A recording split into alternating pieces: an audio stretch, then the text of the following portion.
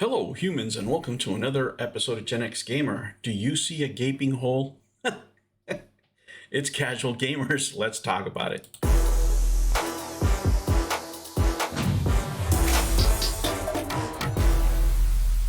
Hello, humans, and welcome to another episode of Gen X Gamer. That's right, the legacy of the Amico. Guys, there is so much to talk about regarding the Amico. It could be never ending. I could do this for another 2 years. Tommy Tallarico touched on so many subjects and so many things, regarding business as well as the games and so many other things that it could really be an ongoing topic of actually interesting things that we could talk about regarding the video game industry and the practices of some of these video game companies or startups, in general for business. Guys, one of the things that when you're, let's say you're doing contract work or you're working as a consultant, one of your favorite things to do is get a client that already has an opinion, right? If somebody's calling you, they're obviously not an expert in the field, whatever they have to question in it, right? That's why they're calling you. That's why they need your help.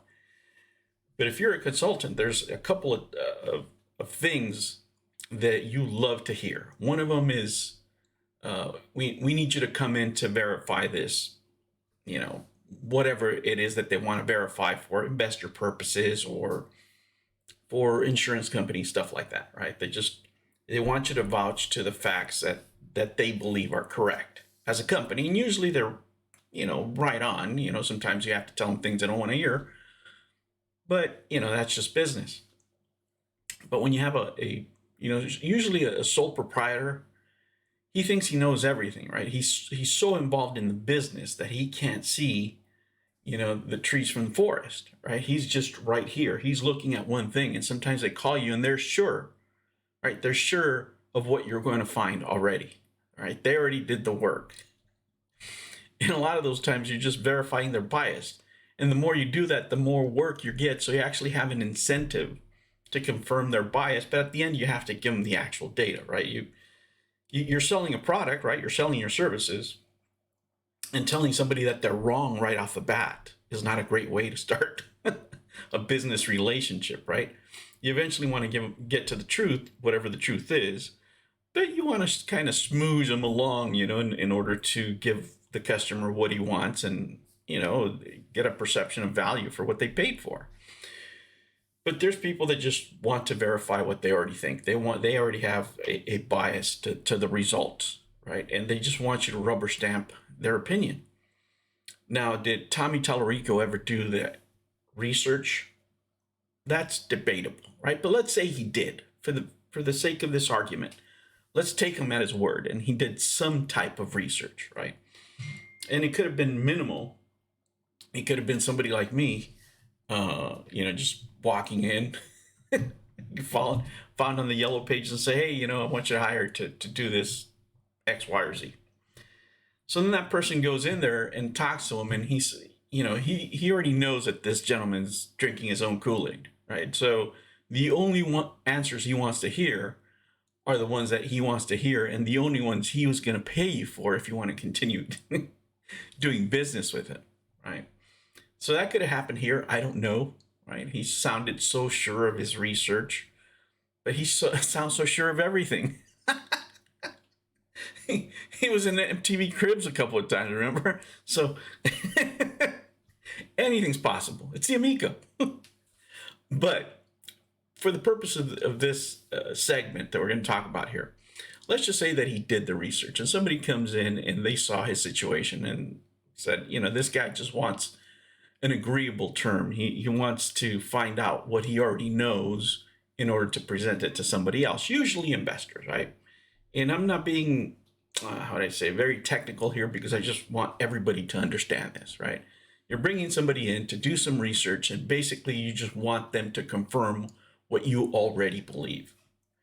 But what happens when you just take evidence from somebody that just does market analysis, things like that? Whenever you want to do research, one of the best places to go is look at advertising research, right? Just like I told you before, the opinions that matter the most are the ones that have money behind them. Just like when you're thinking about let's say a game, a sports betting game, right? Do you want somebody's opinion that doesn't know anything, or do you want the opinion of a gambler that has, 5, 10 grand on the line? He might know a little more just because he has a bigger interest in the result of the game, right? And that's the way I look at advertising companies. So let me show you some numbers here when it comes to casual gamers. You remember what a big deal Tommy Tallarico made about this casual gamer community. So let's take a look at UW.gov here. And they do some pretty good analytical research, guys. They are out of the UK. I found this one, and I've been looking for a while, but this one here was shared to me, and I think it actually has what we need here to prove the point that the market that Tommy Tallarico was targeting never existed. It might have been in his head, right? I believe that he truly believed it. But here's some things that we know for a fact. People are more loyal to their cell phone plans than they are to their religion or to their spouse. It's sad to say, but this is what America, this is the world of today, right? This is the world we live in. You can go look at the numbers, and specifically the one about religion. I think that's pretty spot on, because people would change their religion in order to get married, but their cell phone plan, if they're happy with it, we're just not going there. The addiction that we have to our cell phones as a society is insane. It really is incredible. But here's a number that'll stagger you. 42% of all American adults play, right, mobile games for at least an hour a week. That's a fact. The number's right around there, 40 to 42%. That is a large segment of the population. Now let's break it down by age here so you guys can see how this market never existed. 26%, right, of 18 to 25, which really represents about 13% of the population, 13% of the 26 to 30, 19 of the 31 to 35, which represents 10%, 10% of the 36 to 40, and look at this, 41 plus. The old man cringe community comes in at a whopping 32%. Almost a third of the people are playing phone games. And that's true. It's actually true. I'm a grandfather, and my mother plays cell phone games. That's how prevalent they are in our society. I know people that don't speak English that are playing cell phone games all the time.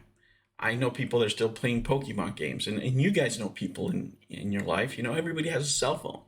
It doesn't matter what we say, there's a couple of games that are usually fun to play on your cell phone. I do it myself, and I play games all the time, right? But there's like a Slack game that I'm playing sometimes, or I've even played like Bejeweled, those type of games. I played Candy Crush back in the day, I believe, once or twice. And that's the only type of games that my wife, for example, plays. And it's prevalent in our society. But not only that, guys, if you're looking at these numbers, what's interesting to see about these people, number one, is their loyalty to the cell phone brand, right? They're not going to walk away from their cell phone in order to go play Nintendo or anything else. So let's take a look at a bit deeper here at these numbers. Number one, they're very positive, higher than 200 of the median income, right? Mobile gamers represent 13%, right? About 13% of them. 39% are between 75 and 200% of the median income. So they're making money, right? Maybe that's why they spend a lot of time on their phones there. Lower income, less than 75%, 41%. That's still a good chunk of change. Now, the attitudes, right? The attitudes is what's most important. What is most important to this research team, because this is the things that you can sell. This is the reason, for example, a lot of the companies that could buy the Intellivision Amico don't buy it specifically because of the hardware. Look at these attitudes by these customers. I think it is fair that we do have to watch ads in exchange for free content. That's in YouTube, that's in cell phone games, but that attitude right there tells you that they are not against watching commercials over and over again in order to get something for free. What does that mean? That is just a heaven for advertisers, a heaven for people that sell advertising. That's revenue right there. And you don't have to build a single console to do it. All you have to do is put your properties on cell phone companies or cell phone markets, and there you go. That's it. You can charge advertising for your games. That's right. You would have to go through a couple of commercials to finish your Cloudy Mountain. If I could get all I need delivered from ordering online, I would never go in store for my shopping. What does that mean? That if you have a retail online business, this is the place where you want to advertise. My friends, that is big money in advertising. I spend more time on social media now than I did a year ago. I am an expert at finding bargains online. This is all advertiser friendly material. This is what the market is hungry for. This is what you want to be selling, not couch co-op with no internet access. This is where the money's at. Right? All right, here we go. Reasons people to play games, to relax and wind down, pass the time, to escape reality for a while. I mean, that's the same for all gamers, but you can't look at these people as a monolith because there's different levels of mobile gamers. For example, there's hardcore mobile gamers. One of the things I used to say, well, they said hardcore gamers are just the PC guys. No. Or the console people. No. Especially in Asia, a lot of people are playing first-person shooters, competitive first-person shooters, strictly on cell phone. Some of the cell phones today have better graphics than the Intellivision Amico. I should just stop there. My iPhone plays the Game Pass games great, especially here at home. But what are hardcore gamers? They're saying that, first-person shooters, modern warfare, even people that play games like The Hobbit, maybe like a Diablo Immortal would be considered, maybe. But what's a mid-core gamer? Battle cards, collectible card games, adventure games, right? Role-playing games, RPGs. Okay. The Amico doesn't have any of those, and they should. I think RPGs, if they had a better controller, with a screen on your controller, I think that would be a pretty good idea, right? I always said that. But what are the casual gamers? Word, numbers, brain games. Brain Duel, anyone? Puzzle and breakout games and hidden object games. Those are pretty casual games. And this is the gaming market that Tallarico was counting on. Let me tell you this. People are not going to play these type of games on anything else other than their cell phones for a long period of time. Right? Why would you get off your cell phone? It's such a personal device. People are addicted to cell phones like they used to be addicted to cigarettes back in the day. That's how strong this addiction is. So this market here, some people could go, but why would you? Right? Why would you do it when you have such a fervent fan base? And this is the struggle for Intellivision right now. Nobody, and absolutely nobody, is going to be investing in this when this is what the market is dictating right now. You have casual gamers of, at varying degrees of skill, but you have, mid-level gamers and hardcore gamers as far as, cell phone gamers are concerned, that are all willing to participate in the market, being a part of a large advertising revenue. Why the heck would you ever invest in hardware? It doesn't make any sense, guys. It's a market that doesn't exist. It doesn't exist. And nobody in their right mind is going to put, $10-12 million in this, where you can make, a lot more money, and your money would be a lot safer in a venture that, for example, advertises on mobile games or participates in one of these markets that are actually growing. The mobile game market is barely getting started. It's huge. It's much larger than people think. but it's only growing. They haven't even reached, I would say, in my opinion, again, not financial advice, even 10% of their revenue generation at this point, because people don't even know what it is. Right? We haven't even tapped into AI yet, or a bunch of other stuff. Guys, it's going to be amazing. Unfortunately, Amico and video game consoles, they're technologies of the past. Mobile gaming is the future. Now, what is that going to turn into the future? I don't know. But what I can tell you right now is, with 42% of Americans playing games for at least an hour, that's a market that can't be ignored. Absolutely can't ignore that. That's a lot of money, guys. But that is actually bad news for the Amico, because these casual gamers, that gaping hole he kept talking about, it doesn't really exist. And if there is one for casual gamers, co-op, what have you, it's there. It's on the Nintendo. Nothing else really can compete with it at the moment, right? And it's enough for the market. But as far as this market that he was looking for, it doesn't exist. And it's not available to any investor, not in this type of venture anyway.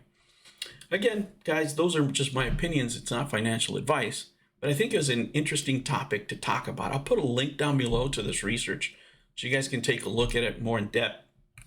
I just want to give you an overview of what's really happening, but really put you behind the thought process of somebody that's going to invest in these companies. Why would you invest in hardware where you can make so much more money in software, just making the software and put it on cell phones? It just doesn't make sense, guys. Thank you so much. Remember to like and subscribe. It really helps the channel. I thank you for joining the memberships, and I really, really wish you a great weekend, and I'm going to have some more videos. I'll catch you on the next one. Take care. New videos every week. Make sure you don't miss out and subscribe.